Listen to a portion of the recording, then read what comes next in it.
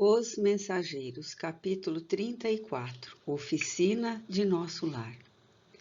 Entre 18 e 19 horas, atingimos uma casa singela de bairro modesto.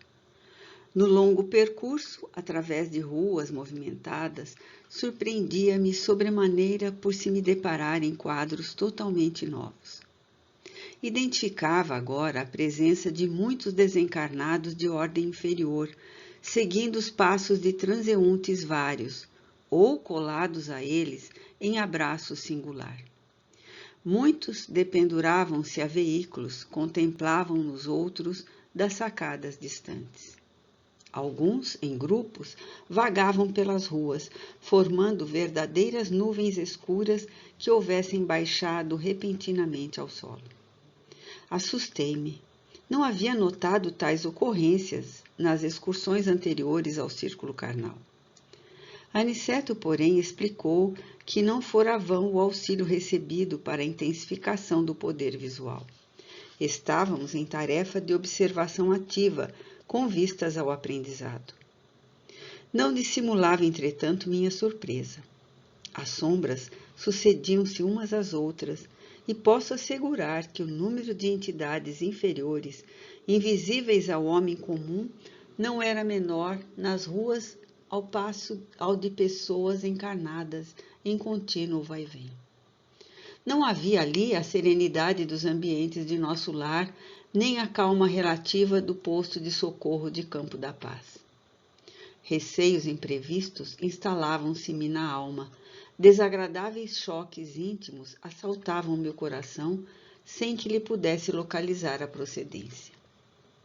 Tinha a impressão nítida de havermos mergulhado num oceano de vibrações muito diferentes, onde respirávamos com certa dificuldade.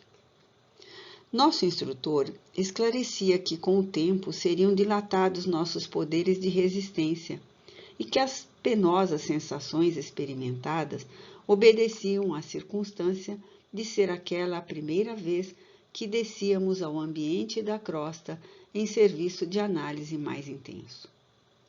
Recomendava-nos bom ânimo e, sobretudo, a conservação da fortaleza mental ante quaisquer quadros menos estimáveis que nos defrontassem de imprevisto. A eficiência do auxílio, exclamava ele, necessita educação persistente. Não seria possível ajudar alguém prendendo-nos a fraquezas de qualquer espécie. Os conselhos de Aniceto aclamavam-nos a alma surpreendida e inquieta. E eu tudo fazia no íntimo para ajustar-me aos alvitres do bondoso orientador, mesmo porque asseverava ele que diversos companheiros adiavam nobres realizações em virtude das manifestações de injustificável receio. Aquela residência de aspecto tão humilde que alcançávamos agora proporcionava-me cariciosa impressão de conforto. Estava lindamente iluminada por clarões espirituais que recordavam precisamente nossa cidade tão distante. Fundamente surpreendido, reparei que o nosso orientador se detivera. Notando a nossa admiração, Aniceto indicou a casa pobre e falou: teremos aqui o nosso refúgio. É uma oficina que representa nosso lar. Profundo assombro empolgou-me o íntimo, mas não tive ensejo para indagações.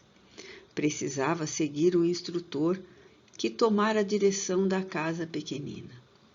Aproximamo-nos do jardim que rodeava a construção muito simples e, estupefato, observei que numerosos companheiros espirituais assomavam à janela, saudando-nos alegremente. Que significava tudo aquilo? De outras vezes visitara minha cidade, meu antigo lar, mas nunca vira tal coisa.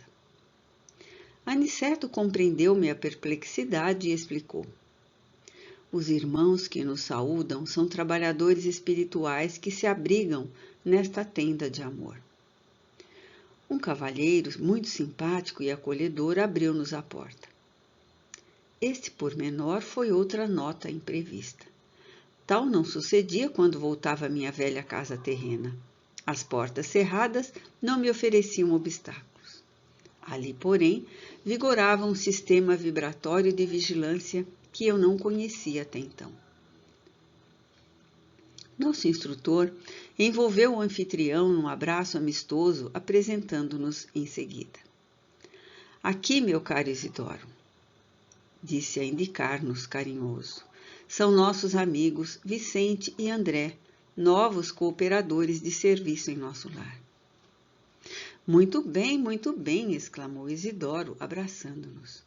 Nossas atividades precisam de trabalhadores operosos. Entrem. E acrescentou o hospitaleiro. A casa pertence a todos os cooperadores fiéis do serviço cristão. Era a primeira vez que eu via uma entidade espiritual com tão segura chefia de uma casa terrestre. Penetramos o ambiente modesto. Altamente surpreendido, reparei o interior. A paisagem material mostrava alguns móveis singelos, velhos quadros a óleo nas paredes alvas, velha máquina de costura movimentada por uma jovem aparentando 16 anos. Um rapazote de 12 anos, presumíveis, atento a cadernetas de exercício escolar. 3 crianças de 9, 7 e 5 anos aproximadamente, e como figura central do grupo doméstico, uma senhora de 40 anos, mais ou menos, tricoteando uma blusa. Notei, porém, que da fronte, do tórax, do olhar e das mãos dessa senhora irradiava-se luz incessante, que não me permitia sofrear minhas expressões admirativas. Aniceto designou-a respeitoso e falou: Temos aqui a nossa irmã Isabel.